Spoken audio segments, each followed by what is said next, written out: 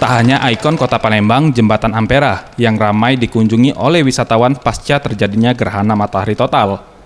Tempat wisata religi pun menjadi pilihan untuk dikunjungi wisatawan. Salah satunya Al-Quran raksasa yang berada di pondok pesantren yang berada di Gandus. Menurut Safei Hasibuan, pengurus Al-Quran raksasa mengatakan, setidaknya ribuan wisatawan mengunjungi dan melihat Al-Quran tersebut. Dalam sehari berkisar 100 wisatawan. Namun pasca GMT yang terjadi di Palembang pada Rabu lalu, ribuan wisatawan datang berkunjung baik dari Sumsel maupun dari Pulau Jawa. Kalau event-event ini seperti gerhana kemarin, ini kita hampir ribuan yang hadir di sini.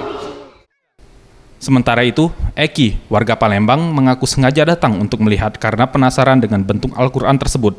Menurutnya, Al-Quran raksasa ini dapat menjadi ikon baru kota Palembang selain Jembatan Ampera. Karena Al-Quran raksasa ini merupakan yang pertama dibuat di Indonesia.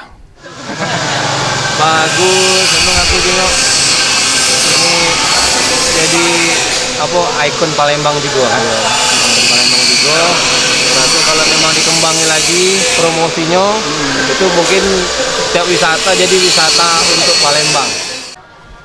Untuk melihatnya, pihak pengurus hanya membebani infak sebesar Rp5.000. Yang biaya keseluruhannya akan digunakan untuk perawatan Al-Quran. Faril Dwi Satria, Septian Rizky, Sriwijaya TV.